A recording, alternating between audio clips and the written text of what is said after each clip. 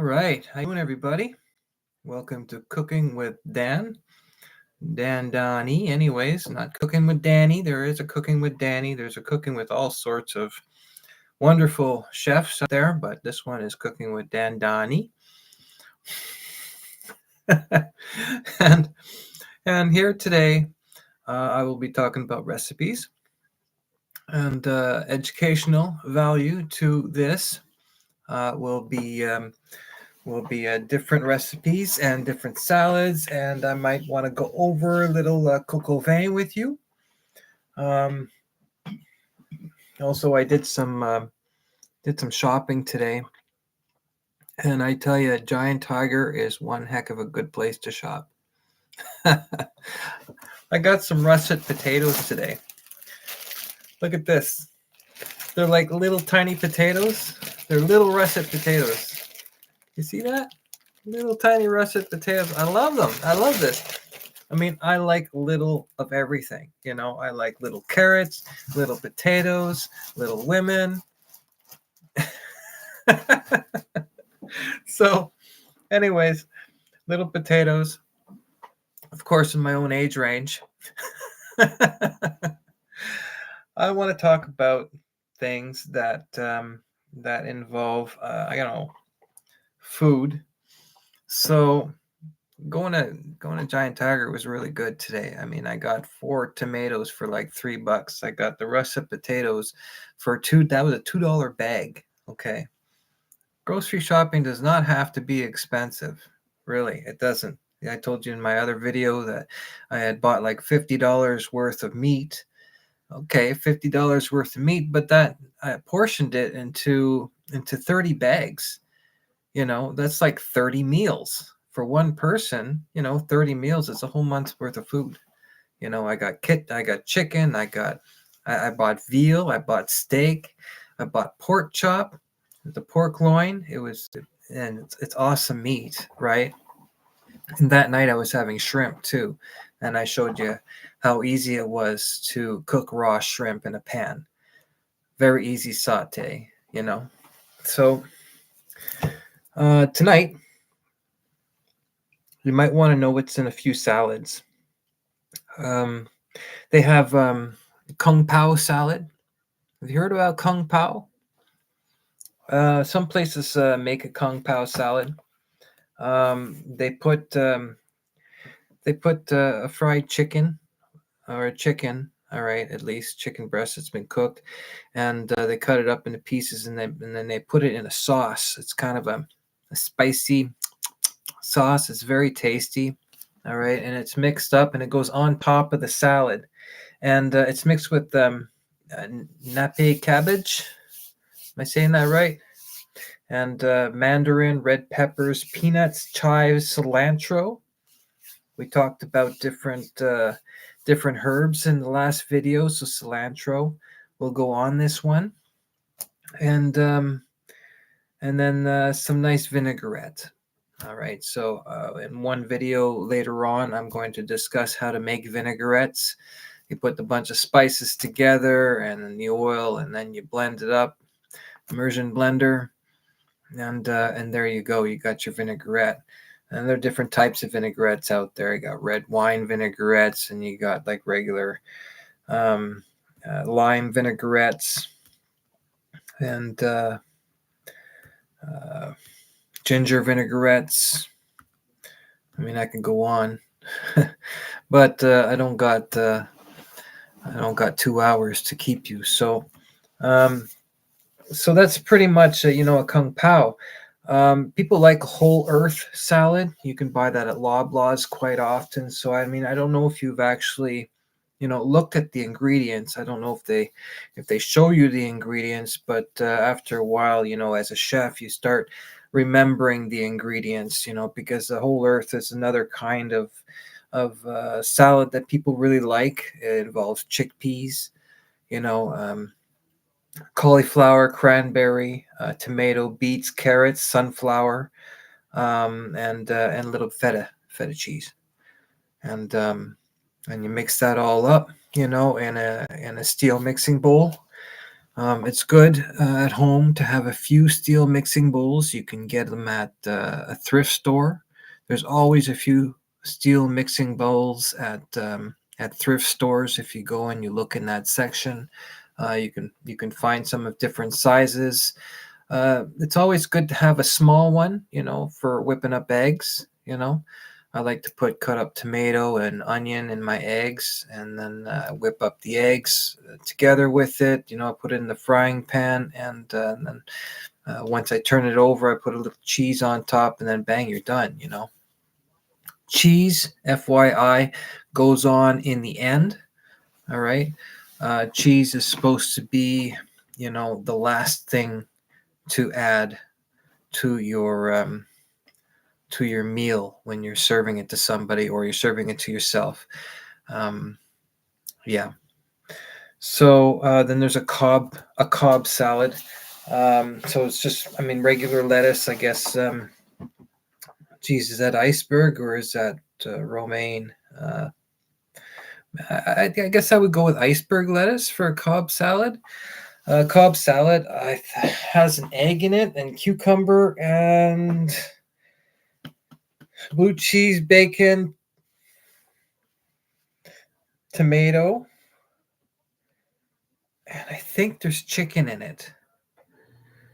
Okay, and you would want to use like a nice red wine vinaigrette. And there you go. That's that salad right there. And when you put an egg in it, that's like you slice the egg in half. All right. Kind of like you do the same thing you can do that with a Caesar salad. All right. So you got romaine and you got Parmesan and you have bacon bits. And you can make your own bacon bits, by the way. Some people just take the bacon, throw them in the deep fryer for a minute, and then lift it up, and then it crunches really easily in your hand, and it's perfect bacon bits for when you need it, just when you need it. Otherwise, you can make a batch of bacon bits and prep them that way too. But yeah, if you need fast bacon bits, you can just throw them in a deep fryer. Now make sure you get permission because some places don't like it when you deep fryer your bacon bits. Yeah, I got in trouble once. But, it works. What's wrong with deep frying your bacon bits? you know? Yeah. So that's a couple of salads. You got your garden salad. Okay.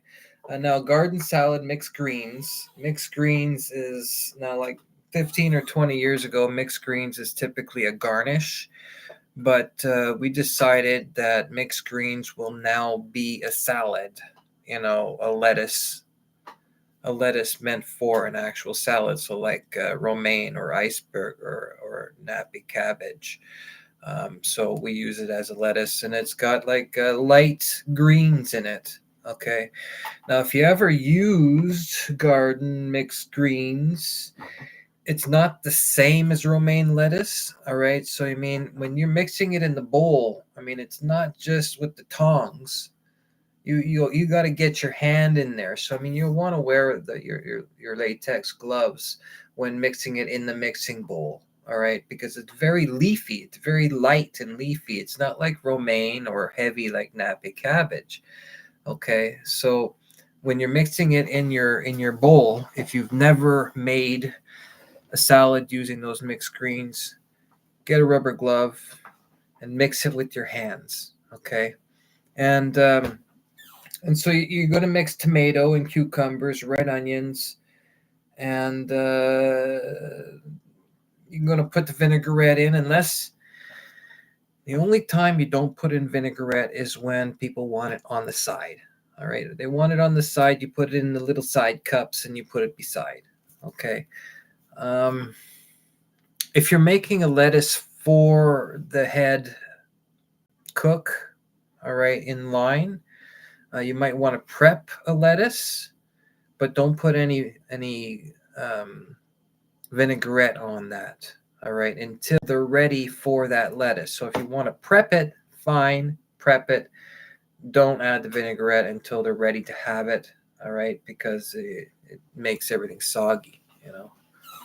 You don't want sogginess. So in the garden salad, you can have many different kinds of vinaigrette. It's been heard of to use the citrus vinaigrette. A few places I've been working at have used citrus vinaigrette, and I think that is an excellent choice. Um, so you know about the Caesar salad, Parmesan, bacon, not just a half an egg or a full egg, but you want to put a piece of lemon there too. All right, because some people like to squish a little lemon. Now, I should go over how to cut a lemon, how to cut a lime. All right, it's important because that's the kind of thing that the bar will ask you to do once in a while. Okay, is cut a bunch of lemons, cut a bunch of limes. All right, all depending again where you work. All right, some places will need extra lemons cut. And then you got your Greek salad. I love Greek salad. Greek salad is mixed greens again. It's the light mixed greens and tomatoes, cucumbers, red onions, peppers, red peppers, right? Um, green peppers, black olives, and feta cheese. That's typical of a Greek salad. And as for the dressing, well, I guess there's Greek dressing. I'll think about that later. So I mean, you got a bunch of salads here, right? Okay, so it's so those are your salad. Those are a lot of the salads that are used quite often. And I opened up a bag of chips, so I'm thinking about it. I'm gonna wait until I'm done the video. Um, those are mostly a lot of the salads that you're going to use. You know, if you're working in a restaurant. So So you have the ingredients. I mean, yes, you can Google the ingredients, but I just told them to you. So I mean, as long as you're watching, you can write them down. Just rewind, fast forward, whatever you got to do to get them. And those are pretty much the ingredients. Okay, now each restaurant might have a different vinaigrette. Okay, that's cool, not a big deal. Um, so yes, I'm going to get to coq au vin. You know, I what made me idolize uh, cooking, becoming a chef. I don't know. I have an idol. An idol. Jack Tripper. All right, from Three's Company. He wanted to be a chef. That's why I wanted to be a chef. This is a second career for me. So I mean, I wasn't a chef when I was younger. I used to work in concrete. Right. So I changed my area of expertise to becoming a chef. And I used to watch Three's Company all the time, and I loved it. And if there's ever anybody that I really cared about in the acting, it was John Ritter. Um, God rest him. He passed away during making that sitcom. Um, Five Simple Rules, I think, or something. Simple Rules. I don't remember. It's been a long time now. It's been a few years, but yeah, John Ritter passed away. His heart broke. So did mine when I found out. But he's the one that made me look into cooking and becoming a chef. Idolized him. Is that the right word? I don't know. But watching it one day, and he's running his restaurant, and people are ordering coq au vin. You know, and coq au vin is very nice. It's made of chicken, and then you have your side vegetables, and you have your nice reduction sauce. Reduction sauce is something that I've been kind of working into talking to you about. Again, the vegetables that are made, so they're they're shocked.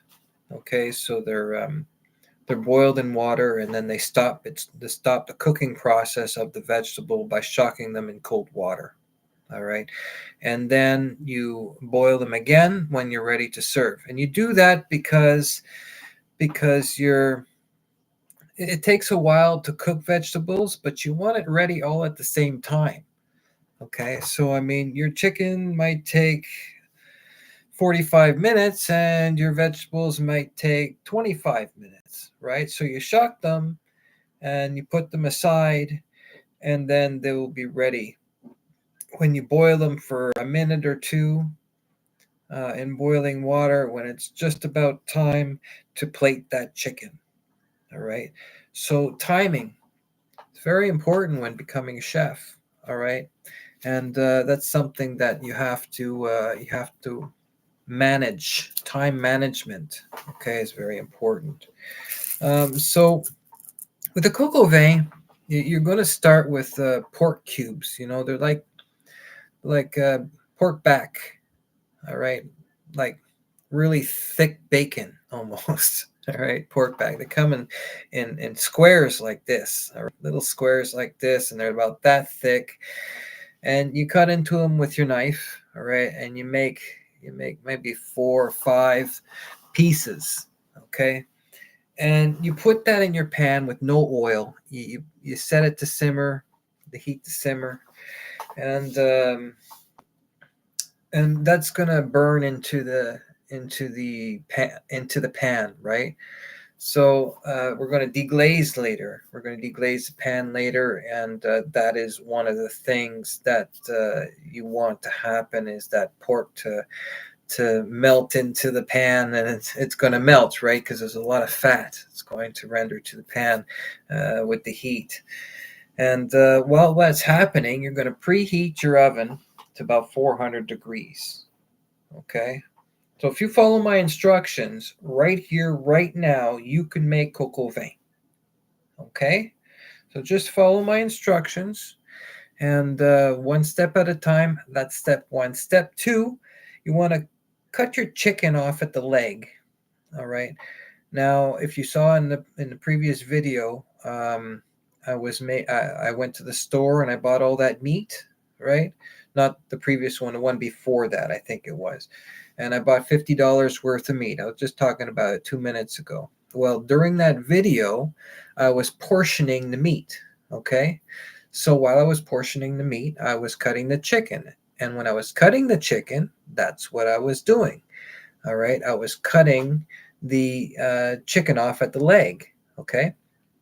So you're separating. So you got your leg, and then you got the leg, and you're cutting the chicken off at the leg, right there in the middle where the ball is. All right. If you go back and you watch it, I explained it real well how to cut it, and I used a real sharp knife. All right, to cut through just the top. All right, but I didn't use my Ginsu to cut through it all the way, although I probably could. I've had bad happenings with my sharp knives, and they've chipped. So I switched knives to my big Romaine Master Giant knife. It's like this long, and I cut through it. Right, so that's this knife right here. See how long it is? It's giant because it's meant for romaine lettuce. All right, but it's strong. It's my strongest knife, and so I cut bone with it too. It'll cut through with bone. Okay. And so I won't use my Ginsu knife for those kind of cuts. Now, once you cut that leg, the chicken off at the leg, boil some water and put it in a small pot. Okay. You're gonna cut some carrots up, and um, you're gonna cut some carrots up. So um, we're gonna make some batonette carrots. Batonette is long cube. So it looks like a 4x4 piece of wood. You know what a 4x4? So it's 4 inches by 4 inches. Well, imagine small scale. All right, a really tiny 4x4. So it's like one centimeter by 1 centimeter. Square like this, but it's long. So it's like 1x1 by 3 inches. Right? So that's, you got your batonette. It's called a batonette. Okay. And there's a way to cut that. And I'd like to show you, but I don't have any carrots to cut right now. Typically, you're gonna take the skin off. All right. You're gonna take the big part of the carrot. You're gonna cut it. Oh, geez, it's really hard, to imagine it. And then you cut it in a big square, big rectangle, right? And then you cut planks, right? And you take each plank and you're gonna cut it lengthways like that, right? So you're gonna have long square pieces. Does that make any sense? Okay. Well, now all the scraps, all right, that's gonna be used for our mirepoix because we're gonna throw it out after. I mean, we can still use it. There's nothing wrong with using it. We cleaned it, so we rinsed it under cold water, and we cleaned it. We just peeled it. That's all. I mean, there's no dirt in it. It's just the ugly part of the carrot. That's all it is. So so we cut the planks. Um, so now we're gonna shuck those carrot pieces. All right. So we're gonna take those really nice um, batonette pieces, right? Um, 7, 8, 10 of them. We're gonna throw them in boiling water, and we're gonna let them cook for until they're almost ready. And then to stop their cooking process, we're gonna throw them in a batch of ice water. All right. Now, once they've been in the ice water for a few minutes, we're just going to put them aside on a plate somewhere and just let them sit there.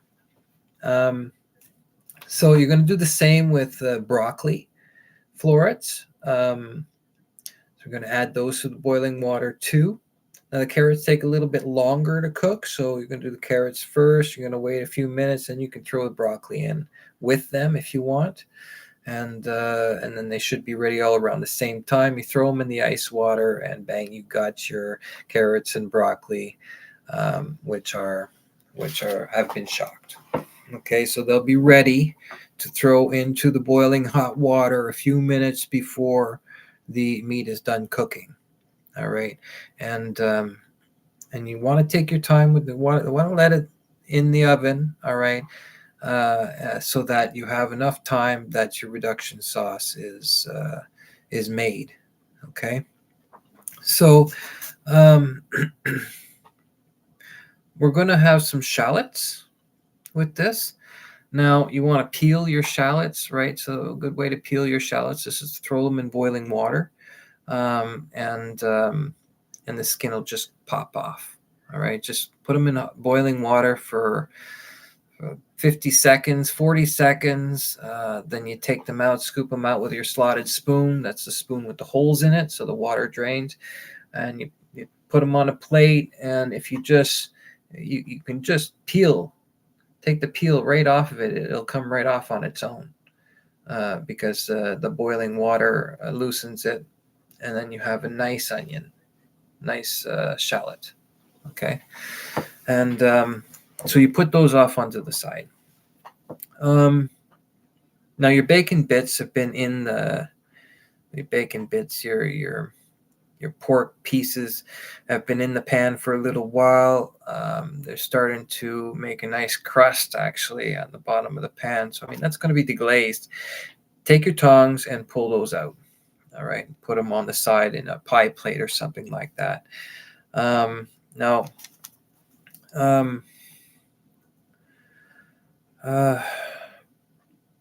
You're going to take your chicken, all right, that you have broken, that you have cut the leg off of it. Hold on, I got something in my eye.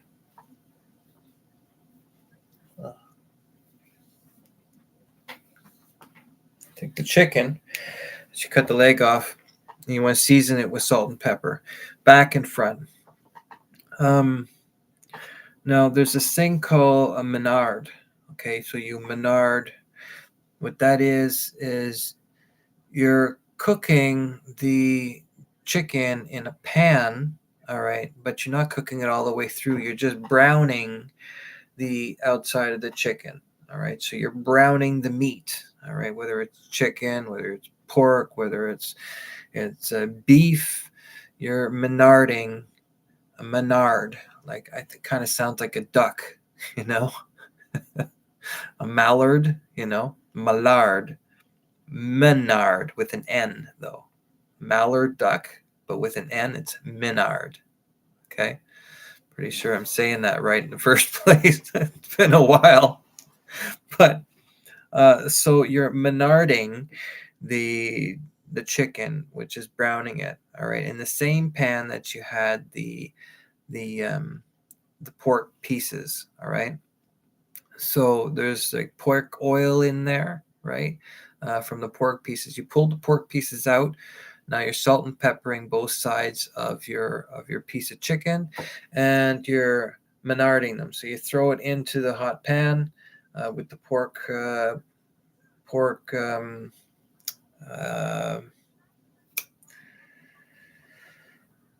oh, what's the word with the pork? Um, there's a word for it. Why do I always forget these things? Font, with the font, all right, for deglazing, um, and um, and you're menarding the chicken, all right. So you brown the chicken on both sides, for a few minutes, and then um, while that's happening, we'll have some mushrooms. Okay, so we're going to clean the mushrooms um, under cold water. Um, you don't want to chop the mushrooms. You just want small mushrooms. So you want like I have mushrooms here. There's some mushrooms. So you want small ones like this, just little small mushrooms like that. Okay. So a lot of the times you might want to cut the cap a little bit. All right. But unless they're big, you don't really want to cut the mushrooms. You want to keep the mushroom the same size. Um, so cut the mushroom. No, you don't cut the mushroom. Only if they're too big. Okay. And you're cleaning the mushrooms. Put the mushrooms aside. Um, we're gonna have little potatoes like the russets, like these. Little potatoes. They're little small potatoes. They're not big. I mean, the bag cost me $2, a giant tiger, and the russets are only about that big. They're not very big. Okay, so you're gonna peel that, um, and you're going to blanch the potatoes. So again, you're going to boil them in water. All right. Um, so while that's boiling, you're going to take the chicken out of the pan and put it on the side on a on another plate. Okay, on a drip pan maybe or something like that. And um, now I want you to add the mushrooms and some chopped onions into the pan um, with a little bit of oil. Like just take a little teaspoon of oil and throw that into the pan. Um, the potatoes that you're blanching, all right, are boiling, all right. When it's time, turn that off, all right, not to overcook them. Um,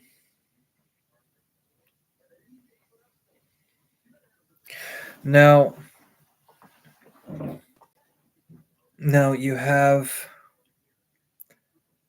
your mushrooms and and some chopped onion,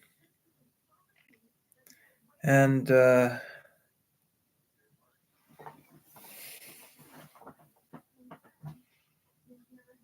we chopping up the shallots. We're chopping up some more onions, white onion. Let's go with some white onion. Okay, so we're going to chop up white onion. So we're not chopping up the shallots. We're actually chopping up white onion. Jeez, is that right?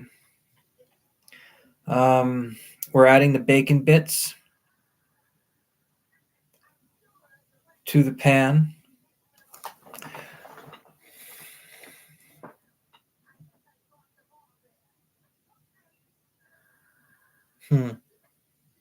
Yeah, that onion thing is that's a tough one.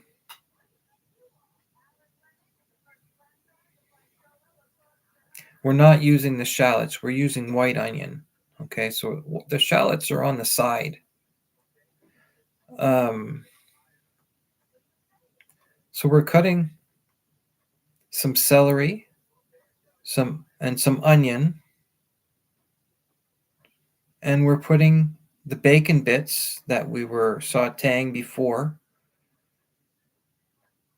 and the mushrooms that we cooked, and we're putting it in the pan, that same pan that we Maillard the chicken in, and that we had the pork pieces in. Okay, so we're adding a little bit of oil. Um, then we're putting a little bit of thyme, peppercorns in there, and some chopped garlic. Okay. Now this is all going to get strained in the cheesecloth and the china cap. Okay. Um,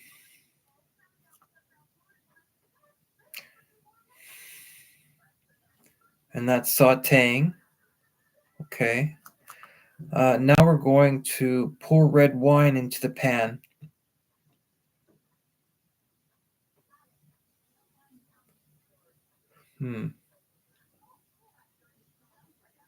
And some chicken stock into the pan. So red wine first. I'm going to flambe it a little bit.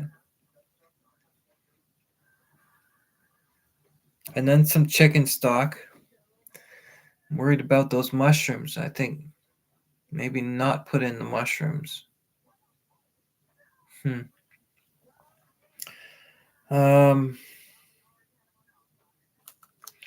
So maybe we shouldn't put in the mushrooms. Because I want mushrooms on the plate.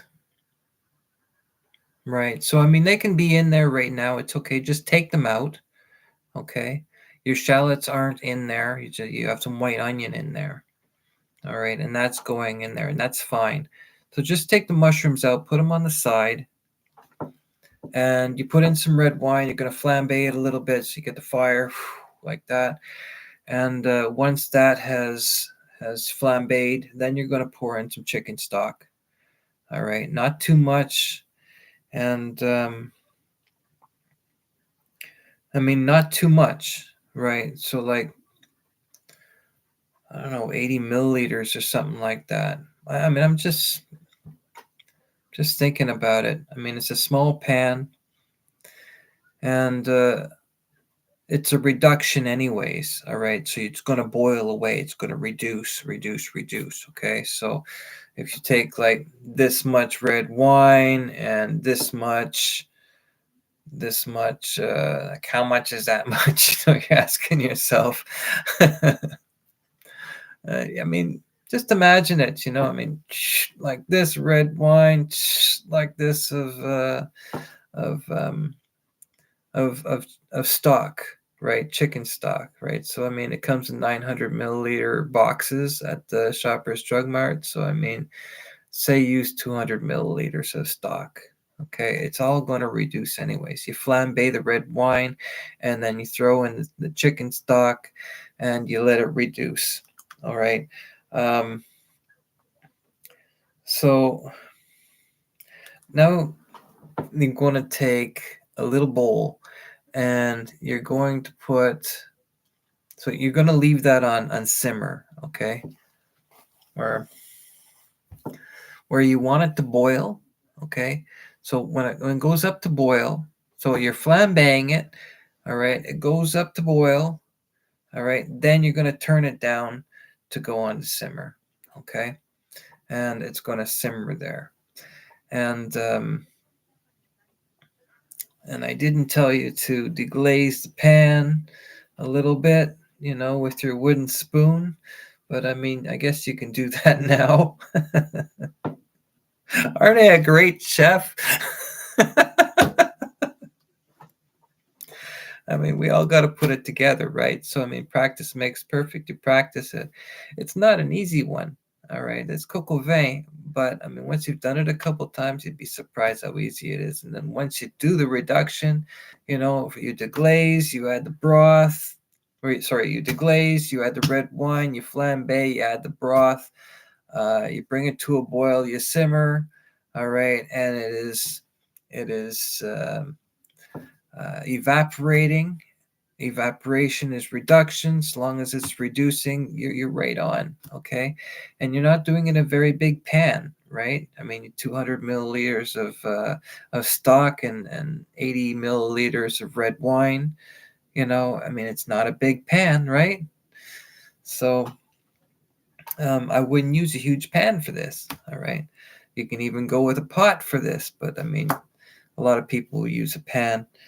Um, So at this point, you're going to take a little bowl and you're going to put some flour in it and a tablespoon of butter, and you're going to squish them together. All right, you can go all unsalted butter. You can use salted butter if you want to. Heck, you could probably use margarine. I'm not going to say nothing. Just squish them together. Okay, the flour and the butter together, and when the butter is completely covered in the flour. I forget what that's called, but anyways, throw it into your pan, let it melt in there, give it stirring, stir, stir, stir, stir. All right, we were talking about au jus the other day with how you're not supposed to add something like flour to it, but I do it anyways, just a little bit. It all depends if you're making a big batch or not, too. Um, but uh, but I added a little bit of flour to it. So this is flour and butter, okay? And now you're going to take your chicken that is not completely cooked, okay? Now remember you Menard the chicken, so you fried it for a minute on each side, something like that, in the frying pan. That was cooking the chunks of bacon bits, and then you put the chicken aside. So you take that chicken, all right, and we're going to stick it in the oven for 25-35 minutes. Now your oven's been on 400 degrees, all right, Fahrenheit, for a little while now, so it should be nice and warm. Throw your chicken in there and let it sit, okay. So now your potatoes. Now you want little tiny potatoes. I love those little tiny potatoes, just little ones like this. These russet potatoes are a little bit bigger. They're like this. So, I mean, if the potato is too big, you can cut them in half. Okay.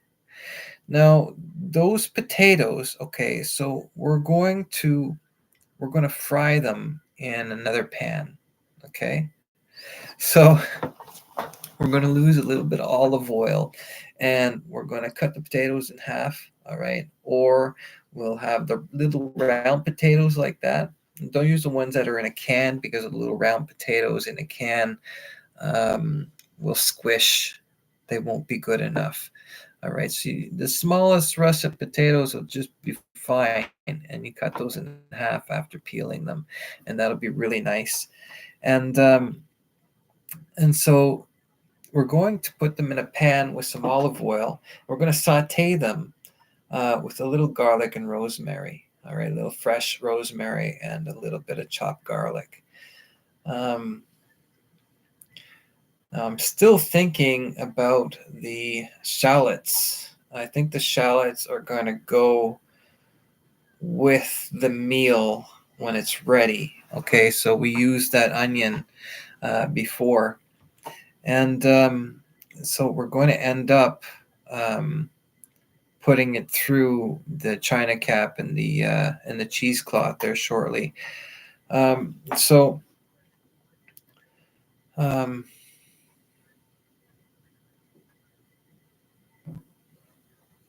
so the chicken is in the oven. Um, we're going to cut a little bit of parsley.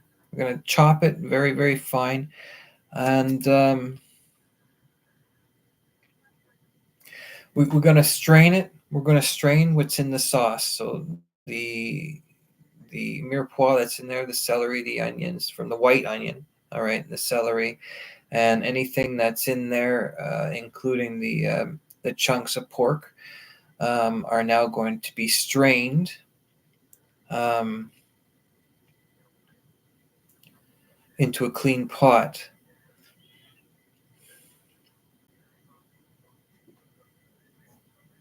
Yeah, I guess I'm using a piece of cheesecloth, but one sheet of cheesecloth. Okay, not too much cheesecloth.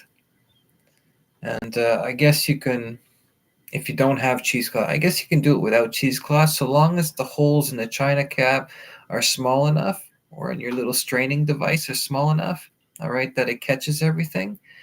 All right, so you still have the mushrooms on the side. You have your shallots on the side.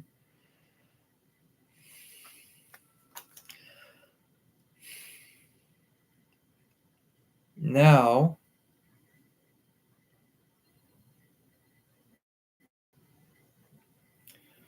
hmm,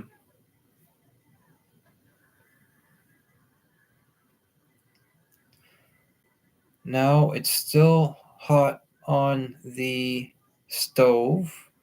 We're going to take our mushrooms and throw them into the sauce, the reduction sauce that we just made. And we're going to take our shallots and throw them in the reduction sauce that we just made. And let it keep reducing on the stove. Um, we're going to put our carrots and our broccoli into boiling water and warm them up. We're going to take our plate that we're going to be serving to somebody or ourselves or our spouse, and we're going to warm it up a little bit in the oven. Now, the oven's at 400 degrees, so don't keep it in there too long. Let's see. Uh, we're going to keep an eye on our potatoes because they are sauteing a little bit in olive oil. All right. And you just want them nice and golden. So you cut the potatoes in half, right? And you look underneath them and they're nice and golden. Now review everything before you do this. Okay, so watch my video. All right. Write it down, review it, then do it. All right. That's probably your best move. Okay. So, I mean, in your head, you know what I said. All right. So, um, the broccoli and the carrots, you're now reboiling. You take the hot plate out of the oven. All right. You take your broccoli and your carrots and you put them on something that will dry them so they're not soaking wet. You take them with your tongs and you put them on the plate, make them nice and neat. And you take your potatoes, all right, that are now golden underneath where you cut it in half, right? So that half part right there is nice and golden, all right, and they were already cooked. I don't think I'm going to skin them, all right? Earlier I said let's skin them and then we're going to put them in, but I mean the small russets, the really small ones like this, we're not going to skin them, okay? So we're going to cook them. We're going to cut them in half and then we're going to saute them in the hot oil. And then they should be fully cooked with a nice golden color underneath. And then we're going to check on our chicken. Use the thermometer. Remember, 165 degrees Fahrenheit for cooked chicken. So we're going to test it, make sure it's fine. Make sure you take it out. Make sure that your thermometer doesn't touch the hot metal of your pie plate or whatever it is that you're putting your chicken in when you throw it into the and try to get to the most center of the meat. All right, so you know that center temperature of the meat. So you're going to reduce that sauce that your mushrooms and shallots are in, and reduce until it's kind of really thick, or thick enough. and it should reduce all together until it's got a nice kind of thickness to it. And and then you're going to pour that sauce onto your hot plate, your warm plate that you're going to serve to somebody, and you're going to put the chicken on top of that. So you're not going to pour the sauce onto the chicken. All right, you're going to pour the sauce onto the plate. You're going to place those shallots and the mushrooms in pretty nice looking spots, where you're going to put the chicken right in the middle of that. And then you're going to put your potatoes, all right, in a nice position on that plate too. Remember, nothing touches the outer circle of that plate. All right, there's a rim on that plate. Nothing touches that rim. Okay, everything's inside the plate.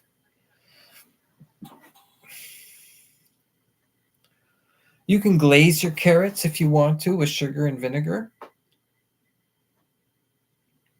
That gives them a nicer look. That chopped parsley will look really good in and around the potatoes. All right.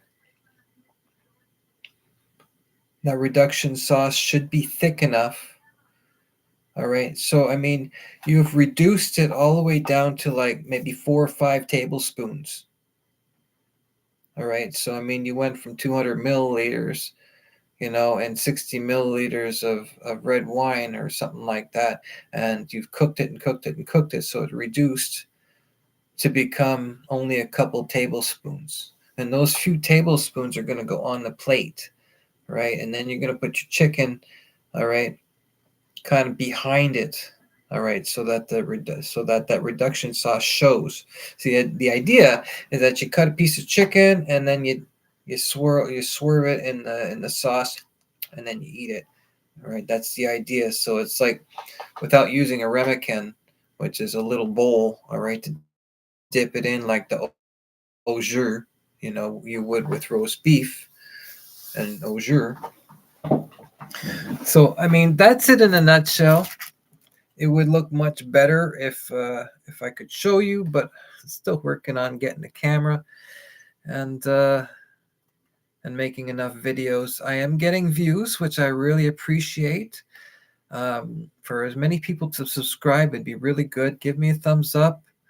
And leave me a comment is very important too. Go ahead and leave me a comment.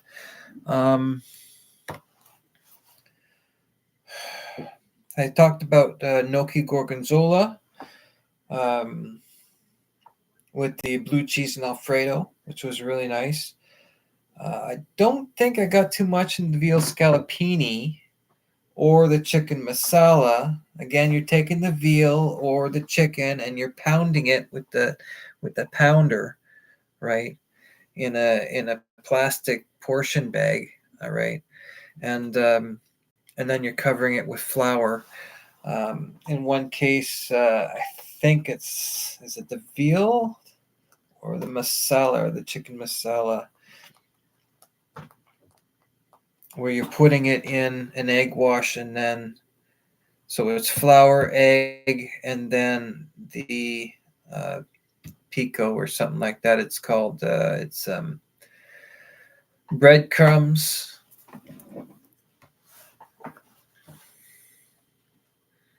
So you're making chicken parm, same sort of situation. You put it in the flour. And when you prep a whole bunch of them, you're putting one on top of another, right? Like that.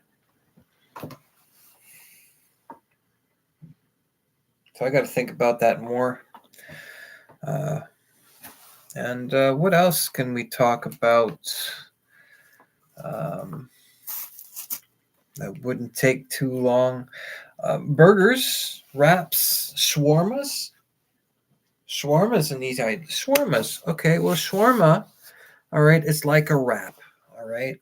So in a shawarma, they have different wraps. They have the different pita breads, all right? Some are like this big, and some are regular pita breads. Typically, you're putting with tzatziki. You're taking the meat off those big, long spools, right? So they put the meat on there, and you're taking you're taking a dustpan looking thing, and then you're cutting meat from the bottom off like this, like this. You got a couple pieces of meat, and that's going to go in on top of, say, the tzatziki. You're going to put the tzatziki in first, right? On the pita first, and then you put your meat. All right, and then you put your toppings, right? So you're going to put your toppings on top of that, and then maybe you want another sauce on top of that, like maybe like ranch or something like that. And maybe you want some turnip. I love turnip. It's very good. It comes in the batonette style. Batonette. I think I was trying to explain a minute ago what a batonette is. I could go over them. Do I have a picture of a batonette? I could probably draw it for you real fast here. So a batonette. This pen work? Yeah. So, okay. If I can do a three-dimensional picture. So, all right. So you see the square, all right, and you see the rectangle, all right. So that rectangle is actually, it's the square. It's like a long rectangle, all right. So if I can make it three-dimensional, let's make it three-dimensional. That goes like that. That goes like that. That goes like this. Oh, did I do it right? Like this and like this.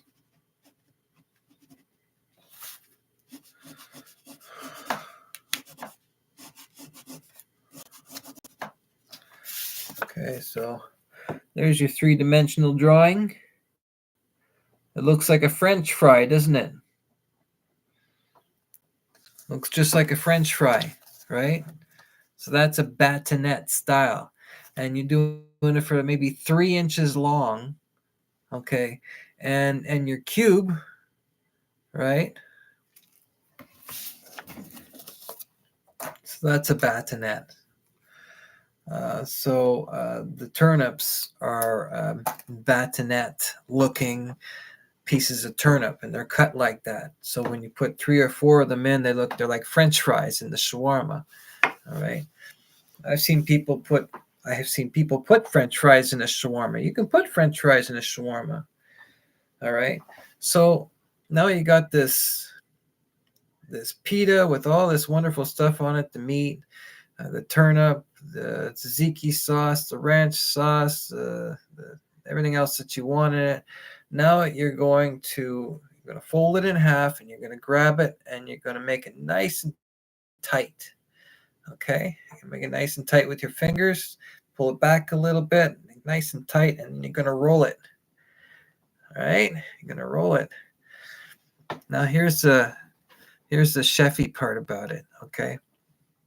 And I believe I saw this in a video a long time ago, and this is why I know it. But you're going to take the drippings, okay? Now, this comes from a video that I did see on YouTube. I can't quote it, all right? I wish I could because I'm mentioning it.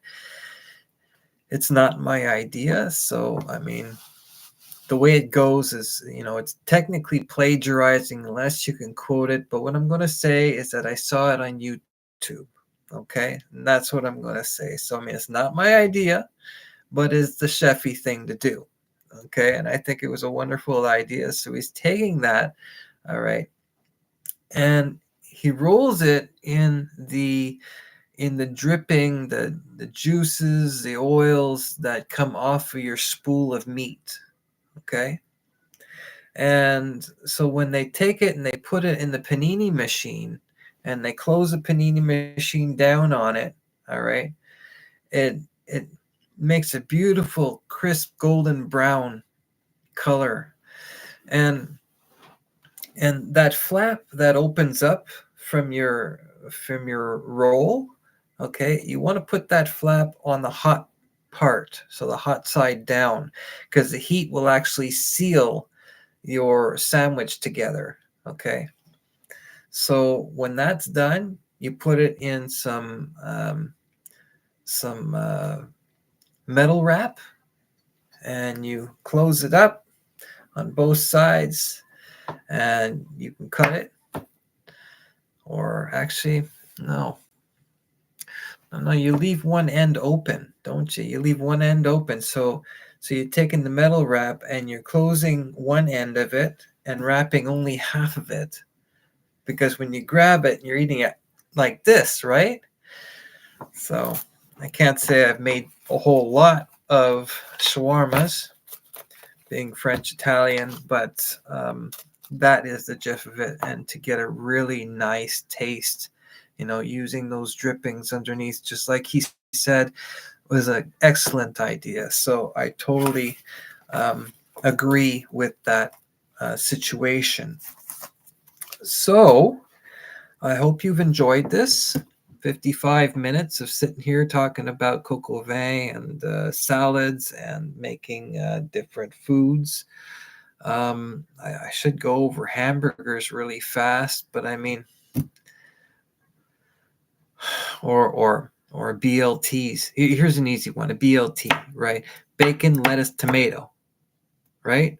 So how do you make a BLT into a club? All you're doing is you're adding chicken, bacon, lettuce, tomato, and chicken, right? Mayonnaise, toasted. You cut it into fours, and every restaurant places their fours in a different position on the plate. So I've seen two sandwiches up, or two little squares up, and two little squares sideways like this. I've seen two little squares up and two little squares sideways like this. I've seen all squares, up. I mean, each restaurant is different. So I mean, when you first start a restaurant, you see how they do it. Stand there and watch, see how they do it, and then do it the way they do it. And that's it. And if you're not sure about something when you start in a new restaurant, make little notes that you can stick in your back pocket that you can pull out anytime. If you don't know how to make, if you don't know how to make something, because it seems like there's a lot of ingredients, if you can't remember all the salad ingredients, then what you're going to do is write a little note in your back pocket and pull it out when you need to see it. And some hard asses don't like you to do that because they have it in plastic somewhere else in this big 3 foot by 3 foot sheet for you to pull out of somewhere to look at. You feel kind of dumb doing that. I mean, what's wrong with having your own little sheet? But just do your best. You're not a robot. You do your best, and that's all you can do. And that's all you can do. So do your best. I mean, eventually you're going to master how to do everything. If people have the time, to show you, then you're going to learn it. I mean, when it comes to working right before Christmas or right before New Year's, if you're in a new hire in that situation, they may have just hired you just to help you reduce or increase slack for the restaurant. So don't be surprised if you're not working there in January. Okay. I mean, a lot of places will just use you. All right. And that's normal. Don't take it personally. I mean, you're a chef. You do the best that you can do. You're not a robot. And if they had time, then there wouldn't be a problem with you taking time, the time you need to learn what you need to know. So anyways, don't let anybody come down on you. All right. You're a good person. You deserve better, especially if you went through the chef's course. Take your time learning it. All right. That's how you're going to get good. And eventually, if you want to learn everything, you'll be better than all of them put together. Right. Have a wonderful day. Thank you for listening. Give me a thumbs up if you want to. I hope you do. And leave a little comment. And that's about it. So I'm going to end the stream before it's a 1 hour episode. Have a good night. Bye bye. Doot, doot, doot, doot, doot, doot.